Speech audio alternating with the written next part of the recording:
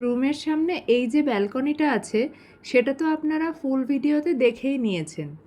এখানে ব্যালকনিতে একটা চেয়ার টেবিল দেওয়া আছে যেখানে বসেও আপনারা সমুদ্র দেখতে দেখতে লাঞ্চ, ডিনার বা ব্রেকফাস্ট করতে পারেন।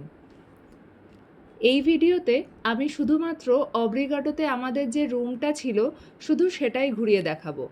আমাদের রুমের নাম হলো সাঁঝ। রুমের সামনে দেখুন কি সুন্দর একটা লাইট লাগানো আছে। চলুন এবার রুমের ভিতরটা দেখাই। দরজা খুলতেই প্রথমে আমার চোখ গেল বেডের ইউনিক ডিজাইনের দিকে। রুমের ইন্টেরিয়ার বেশিরভাগই ন্যাচারাল এবং ইকো ফ্রেন্ডলি জিনিস দিয়ে করা হয়েছে। দেখুন এসিও লাগানো আছে একটা। এখানে একটা আলমারি আছে আর সামনে এখানে আছে দুটো চেয়ার আর একটা টি টেবিল। এখানে আপনি চাইলে রুমে বসেই চা বা কফি বা স্ন্যাক্স এনজয় করতে পারেন। এখানে একটা বড় মিরর দেওয়া আছে আর এইটার মধ্যে আছে চা কফির পুরো অ্যারেঞ্জমেন্ট।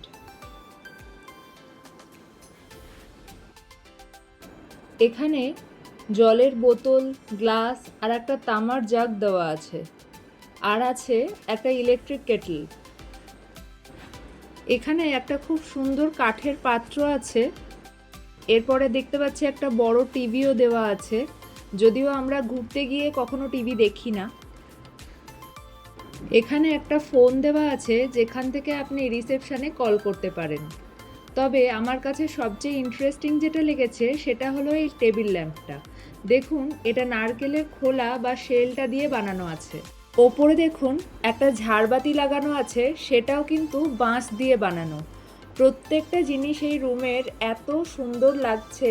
বেশিরভাগই সব বাঁশ বা বাঁশের ওপরের যে ছালটা বা কাঠের কাজ করা। ঘরের ভিতরেও দেখুন কি সুন্দর ইনডোর প্ল্যান্টস রাখা আছে। ঘরের মধ্যে গাছ থাকলে এমনিতেই ঘরের পরিবেশটা খুব সুন্দর হয়ে যায়। এখানে আছে একটা মিনি ফ্রিজ। এখানে যদিও কমপ্লিমেন্টারি কিছু দেওয়া নেই, তবে যদি আপনারা কিছু কেনেন তবে অনায়াসে এখানে রাখতে পারবেন। এখানে একটা এক্সট্রা স্ট্যান্ড ফ্যানও দেওয়া আছে। এখানে আরও একটা জায়গা আছে যেখানে আপনি লাগেজ রাখতে পারেন বা আপনার নিজের মতো করেও ইউজ করতে পারেন। আলমারির ভিতরটাও আপনাদের দেখিয়ে দিই একটু। এখানে দুটো টাওয়াল দেওয়া আছে আর দুটো বাথরোব দেওয়া আছে। আমরা অলরেডি আমাদের লাগেজ সেট করে দিয়েছি। এবার চলুন বাথরুমটা দেখে আসি। এই বেসিনটা দেখুন পুরোটাই পাথর দিয়ে বানানো, কি সুন্দর না? এই দেখুন বাথরুমের ভিতরেও একটা গাছ রাখা আছে। এখানে যে শেলফগুলো আছে সেগুলো সবই বাঁশের ছাল এসব দিয়ে তৈরি। আর এখানে বিভিন্ন রকম টয়লেটারিজ দেওয়া আছে।